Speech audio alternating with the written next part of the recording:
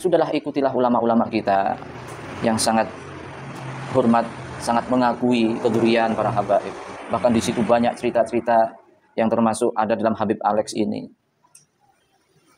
Seperti Kiai Hamid Pasuruan, beliau mempunyai guru Habib Ja'far bin Saikhon. Itu banyak cerita-cerita kewalian yang terdapat dalam Habib Saikhon itu. Bahkan sampai sekarang kiainya yang menceritakan masih ada, yang mengalami masih ada, saksinya itu masih ada.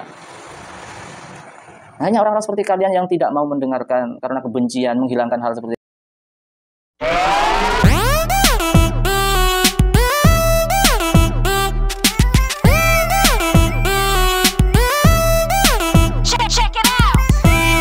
Assalamualaikum warahmatullahi wabarakatuh. Bismillahirrahmanirrahim. Alhamdulillah wassalatu wassalamu ala Rasulillah Sayyidina wa maulana Muhammad ibn Abdullah wa ala alihi wa sahbihi wa mawalah. Amma ba'd.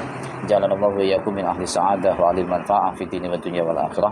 Saudara-saudara kaum muslim muslimat sebangsa dan setanah air, sahabat-sahabat netizen sekalian, sahabat-sahabat SST channel sekalian, semoga senantiasa dalam rahmat Allah Subhanahu wa taala, dipanjangkan umurnya, sehat walafiat, dimudahkan segala urusannya, dimudahkan rezekinya, keluarganya menjadi keluarga yang baik, sakinah mawaddah warahmah, anak-anak yang soleh dan solihah. Semoga kita tetap bisa istiqomah dalam beribadah, istiqomah dalam memberi manfaat kepada sesama, yang insyaallah semuanya akan membawa kita kepada husnul khotimah. Amin ya rabbal alamin. Dalam kesempatan ini Al-Fakir ingin mereaksi atau mengkoreksi pernyataan dari saudara Hanif tentang fotonya Habib Muhammad Alex. Ini insya Allah ada 2 poin yang sangat penting kita cross check, kita koreksi, karena pernyataan dari Hanif ini, saudara Hanif ini bisa menjadi sebuah pernyataan yang tidak sesuai dengan agama, tidak sesuai dengan akidah Ahlussunnah wal Jamaah, tidak sesuai dengan syariat. Apa yang dia nyatakan sebelum dia ketahui, tapi dia sudah menjustifikasi, padahal dalam kalimatnya dia mau bertanya, ya, tapi dia langsung mengatakan hal yang dia belum ketahui. Akhirnya dia salah dalam memberi kesimpulan. Kesimpulannya salah, apalagi dia membawakan sebuah takbir, sebuah contoh, apalagi tentang Rasulullah. Ya, mari kita dengar bersama-sama ya. Jadi tidak semua yang belum kita ketahui, yang kita lihat, kalau kita belum kita ketahui, makanya jangan langsung dinyatakan di publik, karena bahaya sekali. Hanif masih muda, jejak digitalnya nanti banyak yang menyaksikan.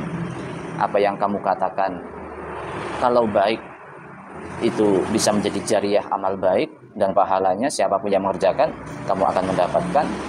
Jika yang kamu sampaikan itu sesat, maka siapapun yang mengikuti kesesatan itu, maka kamu juga dapat kebahagiaan. Ya, ini orang yang kemudian memiliki keberkahan. Saya tidak akan menggugat tentang semata betul dari orang-orang terhadap beliau atau kepada beliau. Tapi di sini saya kemudian bertanya kepada teman-teman, apakah kemudian bahwa orang-orang mempercayai bahwa Habib Alex itu memiliki kasyaf, memiliki keberkahan dan sebagainya, itu karena beliau adalah seorang yang dikenal sebagai zuriyah Rasulullah SAW. Jika hanya semata zuriyah saja, maka ini ada semacam kekeliruan. Karena coba kamu lihat Hanif ya, karomah-karomah atau kekasaf-kasafan yang dipunyai oleh Habib Muhammad Alex ini, dalam beberapa pernyataan seorang ustadz kiai itu yang sudah banyak di YouTube juga. Kalau kamu ingin lebih jelasnya, datangi tabayun ya. Kalau kita sudah terbiasa, kita sudah tahu, bahkan kita mengalami hal-hal yang seperti itu. Jadi ilmu itu bukan hanya di mata, bukan hanya di lisan, tapi yang lebih utama itu di hati. Seperti apa yang dikatakan Gus Dur itu. Kalau hanya bisa nulis, bisa membaca, itu hanya ilmu dasar, ilmu luar. Jadi kamu jangan hanya mengandalkan kamu bisa baca, bisa nulis, bisa ilmu-ilmu seperti ini. Kamu mengatakan, apakah hanya dengan kedzuriyaan itu ada keberkahan? Dzuriyah itu sebuah keberkahan yang sangat besar. Bahkan saya mengatakan dzuriyah itu keberkahannya di bawah keberkahan Al-Quran. Al-Quran itu adalah mukjizat terbesar Nabi Muhammad. Jadi keberkahannya luar biasa. Di bawah Al-Quran itu adalah dua yang sejajar, ilmu dan dzurriyyah. Ilmu itu ada keberkahannya sendiri, dzurriyyah itu ada keberkahannya sendiri, dan itu sudah banyak yang mengalami dan semuanya mengakui itu, ulama mulai zaman dulu sampai sekarang. Ya, semenjak ada Kiai Haji Maduddin dan golongan kamu ini yang seakan-akan menghilangkan karomah-karomah kemuliaan-kemuliaan yang ada dalam dzurriyyah, dianggap dzurriyyah itu biasa. Padahal imam-imam terdahulu sangat memuliakan dzurriyyah. Ulama-ulama kita, ulama-ulama NU sangat menjunjung tinggi dzurriyyah yang ada dalam habaib. Ini semua kalian hilangkan dengan narasi-narasi seperti ini. Itu kalau kamu tanya, ada nggak kemuliaan dalam dzurriyyah? Ya itu ada itu.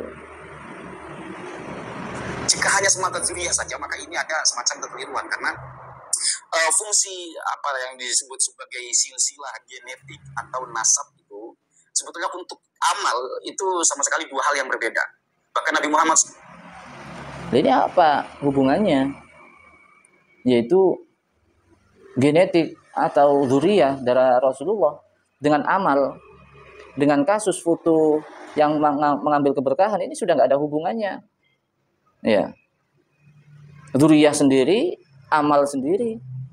Ya. Orang mengambil berkah itu sendiri, nggak ada hubungannya. Kenapa kamu hubung-hubungkan? Dan di sini kamu menerangkan bahwa Siti Fatimah itu sendiri nanti ya di hari kiamat itu datang kepada Rasulullah, bawalah amal, jangan bawa nasab kamu. Iya betul. Tapi dengan adanya hadis itu tidak semata-mata menghilangkan kemuliaan atau keberkahan yang ada dalam nasab untuk orang lain. Habib mempunyai nasab, lalu mempunyai keberkahan. Itu kamu jangan menghalang-halangi kami yang mengambil keberkahan dari situ. Itu tidak ada hubungannya tentang amal, baik amalnya beliau ataupun amal kita yang mengambil keberkahan. Apalagi sampai dipertanggungjawabkan nanti di hari kiamat. Nah, ini kamu mengambil nalar dari mana seperti ini? Sampai membawa-bawa hadis juga ini. Sebetulnya untuk amal itu sama sekali dua hal yang berbeda. Bahkan Nabi Muhammad SAW mengatakan kepada Fatimah, ya Fatimah tu, ya Sofiyatu, ituni yaumal qiyamati bi a'malikum la bi ansabikum fa inni la ugni ankum minallahi syai'a. Jadi Nabi Muhammad mengatakan kepada Fatimah dan kepada Sofiyah, bibinya, bukan istrinya. Ini ada dua Sofiyah, yaitu bibinya dan juga istrinya Nabi Muhammad SAW. Nabi Muhammad berkata bahwasanya datangilah aku kelak di hari kiamat itu dengan amal kalian, bukan dengan nasab kalian. Karena hanya dengan modal nasab saja, kata Nabi Muhammad, aku tidak bisa membantu. Nah, artinya di sini Nabi Muhammad SAW mengumpulkan amal.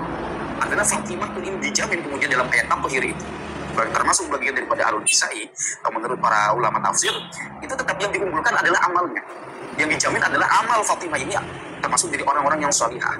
Nah, kemudian ulama juga mengatakan, inna salafal madhina min abaikum, inna salafal madhina min abaikum minal anbiya'i wasilihina la yanfa'ukum intisabukum ilaihim idza lam taf'alu ya'udu naf'uhu alaikum. Jadi orang-orang terdahulu itu dari golongan Nabi, intisab kalian, intisab genetik kalian kepada kalian itu tidak akan ada manfaatnya jika atau selagi kalian semua tidak membuat amal baik, di mana pemanfaatan amal baik itu atau efek daripada amal baik itu balik lagi kebaikannya kepada kalian semua. Jadi sekali lagi, soal apakah seseorang itu dzurriyyah atau enggak, ini nggak ada urusan dengan keberkahan yang dia miliki, dengan karomah yang dimiliki. Karomah keberkahan itu didapatkan hasil iktisab. Siapapun itu bisa dikatakan sebagai orang yang memiliki keramat atau apa. Sekalipun di sini saya tidak akan bahas bahwa keramat itu bisa dipelajari, enggak Pak. Keramat itu bighairi ta'allumin. Dia murni, dia itu privilege atau gift karena efek dari hasil kerja kerasnya, hasil ketaatannya, hasil istiqomahnya. Jadi saya pikir ketika orang menganggap ini memiliki keberkahan, alatnya itu karena dzurriyyah, wah ini saya pikir perlu pengajian diskursus lebih mendalam lagi tentang itu. Itu satu. Yang kedua, saya ingin ya kan? Kalau orang mengambil keberkahan karena dzurriyyahnya, maka ini perlu diskursus lagi. Ya kamu yang perlu mempelajari ini. Sudah maklum semua ulama-ulama, orang alim-alim itu sudah mengambil keberkahan dari kedzurriyahannya para habaib. Mulai dari Hasyim Asy'ari, bahkan ke Gus Dur. Gus Dur sendiri mengatakan, insyaallah itu tahun 92 mungkin itu ya, di Pondok Al-Fakhriyah di Jawa Barat, mengatakan hanya orang-orang bodoh yang mengatakan emas itu sebagai koral. Lebih bodoh lagi, emas itu dihargai kerikil. Ini habaib yang datang ke Indonesia ini ada sebuah anugerah besar dari Allah. Hanya orang-orang bodoh bodohlah yang mengingkari para habaib. Ini perkataan Gus Dur ini. Ada jejak digitalnya ada. Tahun 92, karena saat itu ada seseorang kemudian dari ketua MUI atau apa mengatakan bahwa keturunan Nabi itu tidak ada, habaib itu tidak ada, bukan keturunan Nabi. Ya sekarang muncul lagi. Ya. Walaupun agak halus bahasanya, membatalkan, apa itu meragukan, begini ya. Intinya sama, ini orang-orangnya pemahamannya sama. Dan dia dibungkus dengan keilmuan, bisa baca kitab dengan kolakata, dengan bahasa yang enak, ya, karena dia dengan retorika yang dia mampu. Ini yang sangat berbahaya untuk umat. Ya, sebenarnya kita sudahlah ikutilah ulama-ulama kita yang sangat hormat, sangat mengakui kedurian para habaib. Bahkan di situ banyak cerita-cerita yang termasuk ada dalam Habib Alex ini. Seperti Kiai Hamid Pasuruan, beliau mempunyai guru Habib Ja'far bin Syaikon. Itu banyak cerita-cerita kewalian yang terdapat dalam Habib Syaikon itu. Bahkan sampai sekarang kiainya yang menceritakan masih ada, yang mengalami masih ada, saksinya itu masih ada. Hanya orang-orang seperti kalian yang tidak mau mendengarkan karena kebencian, menghilangkan hal seperti ini. Kalian tidak sadar telah mengingkari yang sering dikatakan oleh Habib Hanif itu. Mengingkari matahari yang memang terang benderang. Kalian katakan matahari tidak bersinar, padahal mata kalian yang tidak melihat. Ini Habib Alex ini sudah luar biasa. Dalam video-videonya banyak bukti-buktinya. Banyak orang-orang yang betul-betul mengalami kekasafannya. Kok kamu ujuk-ujuk belum tanya, belum apa, belum tabayun, sudah mengatakan kebodohan, ini ada doktrin-doktrin. Selain kamu itu membodoh-bodohkan ulama, kamu juga membodoh-bodohkan umat Islam. Jadi ya sekali lagi koreksilah ya, demi masa depan kamu karena masih muda juga. Kalau yang lain-lain ya sudah tua-tua, kamu yang berbahaya. Ini yang pertama. Apalagi kamu membawa hadis Nabi tentang Siti Fatimah, tentang amal dan nasab. Ini memang sesuatu yang berbeda. Nggak nyambung dengan kasus ini, dengan keberkahan. Keberkahan itu lain. Keberkahannya dari ilmu itu ada, keberkahan dari dzurriyyah itu ada, dan itu semua ilmunya ada dalam kitab-kitab. Seakan-akan kamu itu menyalahkan semuanya. Kamu yang paling alim, kamu paling mengerti dengan dalil-dalil begini. Kita teruskan ya. Ini yang kedua. Saya ingin menganalisis dari kawan-kawan yang kemudian merespon itu. Ini kok kayaknya latah banget gitu. Ada orang dibilang wali, ikutan posting. Ada orang kemudian dibilang punya majid apa, ikut postingnya. Padahal kita tidak memiliki informasi yang terverifikasi tentang itu gitu loh. Nah ini kamu. Ini orang-orang yang telah memposting semua ini yang kamu kritik. Dianggap seperti kamu semua tidak tahu informasi yang terverifikasi, tak apa. Kita sudah jelas. Ya kamunya saja yang nggak tahu. Tahu-taunya sudah komen seperti ini, mengatakan hal-hal yang seperti ini. Enggak, Hanif.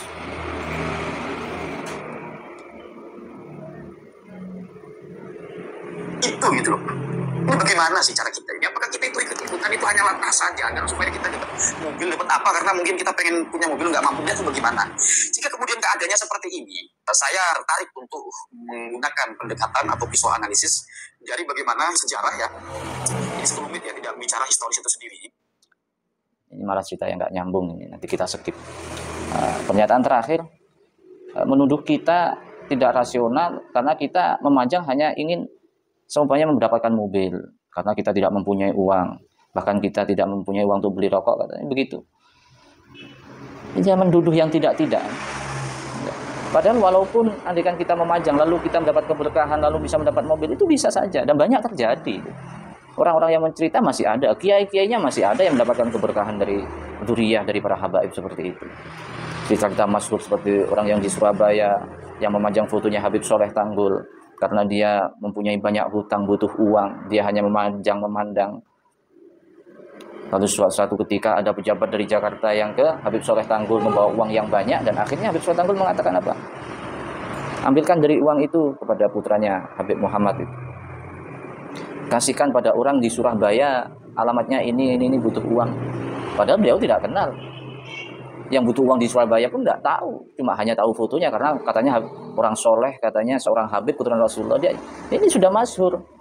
Ya, masyhur ini, cerita ini saksinya sampai sekarang masih ada, itu sanad ceritanya masih terus ada itu. Ya.